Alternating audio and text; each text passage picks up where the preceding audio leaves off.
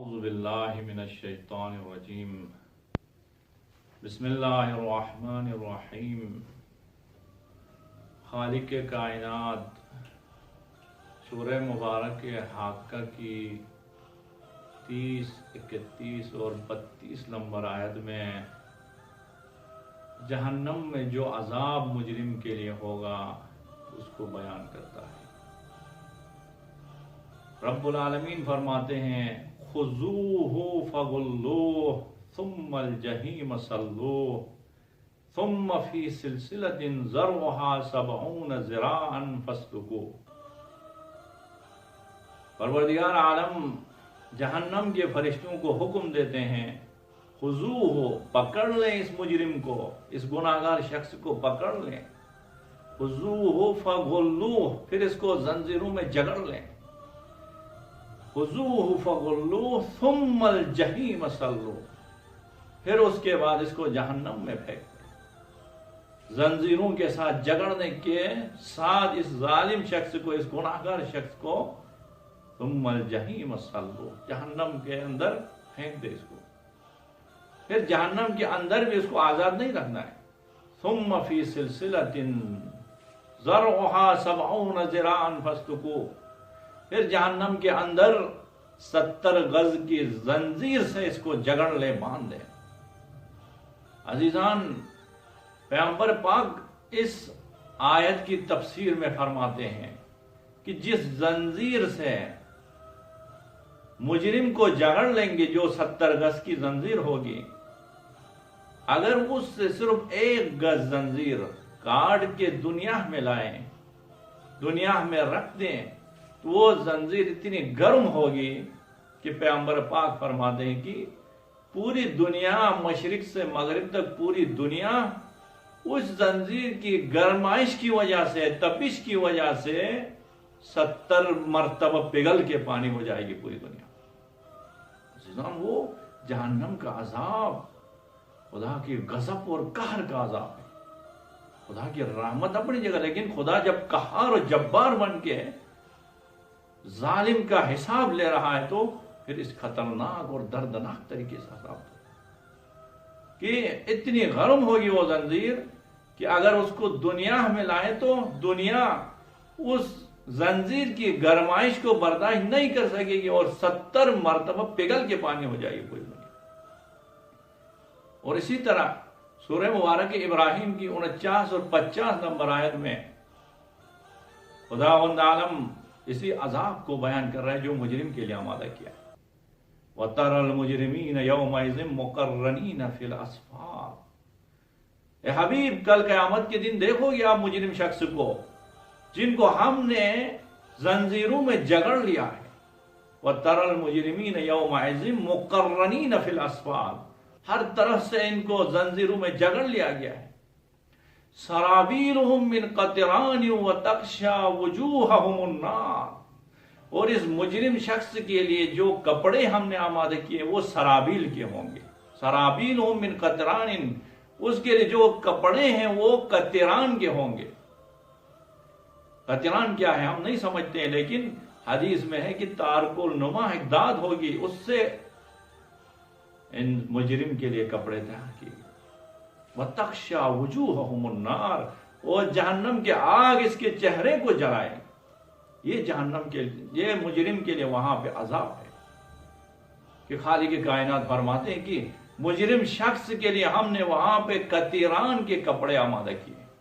اب قطران کیا ہے ہم نہیں سمجھتے ہیں، لیکن مولا امیر المومنین فرماتے ہیں کہ اگر قطران کا کپڑا جو مجرم کو پہنایا جائے گا وہ اتنا بدبودار ہوگا کہ اگر ایک کپڑا لا کے، ایک کرتا لا کے آسمان سے زمین کی طرف لٹکایا جائے تو اس گناہگار کو جو قطران کا کپڑا پہناتے ہیں اس کپڑے کی بدبو سے پوری دنیا کے لوگ مر جائیں گے، اس بدبو کو برداشت نہیں کر سکیں گے۔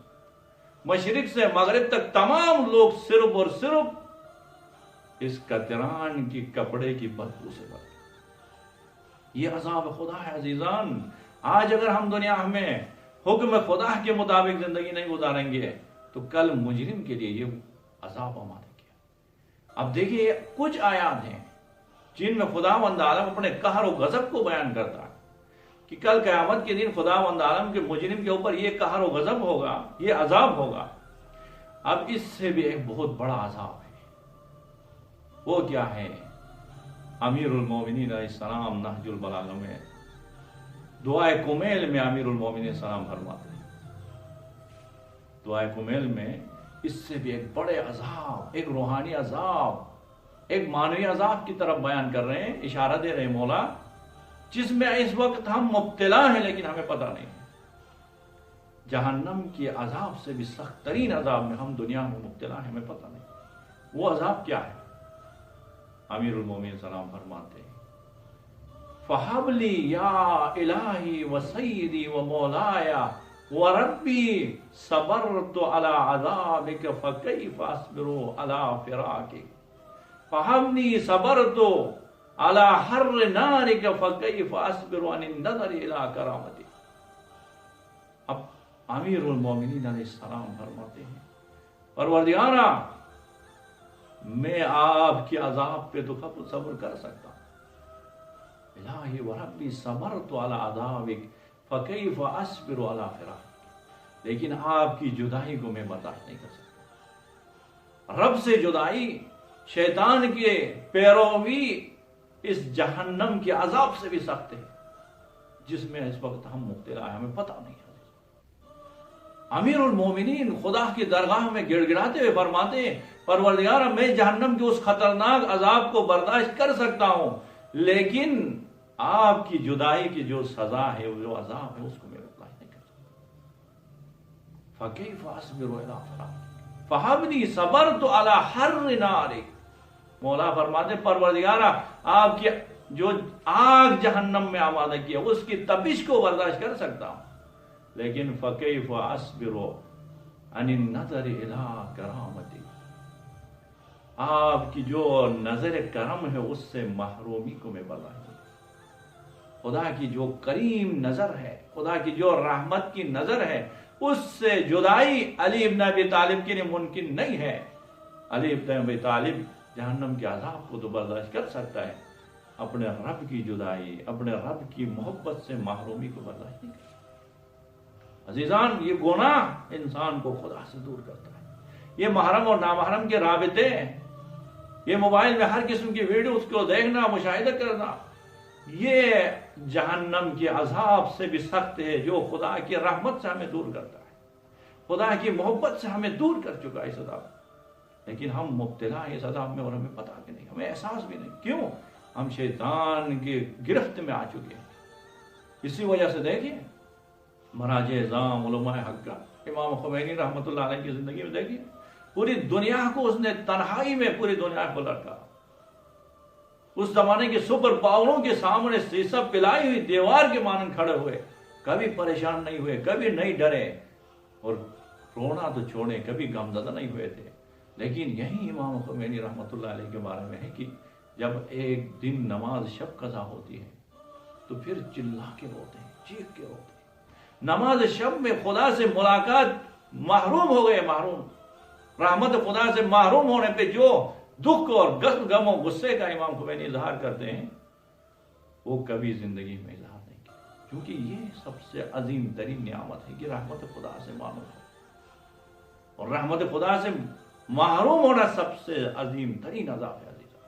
خصوصاً جوانوں کے لیے رحمت خدا، لطف خدا، محبت خدا کو درک کرنے کا وقت ہے جوانی۔ اس جوانی میں ہم نماز کو اگر قضا کریں، خیال نہ کریں کہ ہم نے جو ہے نا کوئی معمولی کام کیا، نہیں، ہم جہنم کے عذاب سے بھی بڑے عذاب میں مبتلا، لیکن ہمیں احساس نہیں۔ کب احساس ہوگا؟ جب کل جہنم کے اس گھڑے میں جائیں گے تو احساس ہوگا کہ کس کریم رب کی محبت سے، مہربانیوں سے ہم دور ہو گئے۔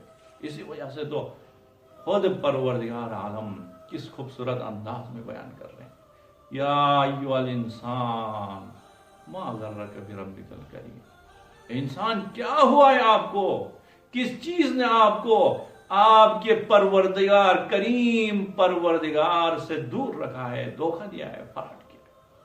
کہ آپ اپنے کریم پروردگار کے لطف کرم سے کس وجہ سے مغرور ہو گئے، دھوکہ کھا گئے۔ پروردگار عالم کی درگاہ میں دعا ہوں کہ خداوند عالم ہمیں صبح و شام رب العالمین کے رحمت کے ساتھ منسلک رہنے کی توفیق نصیب فرمائے۔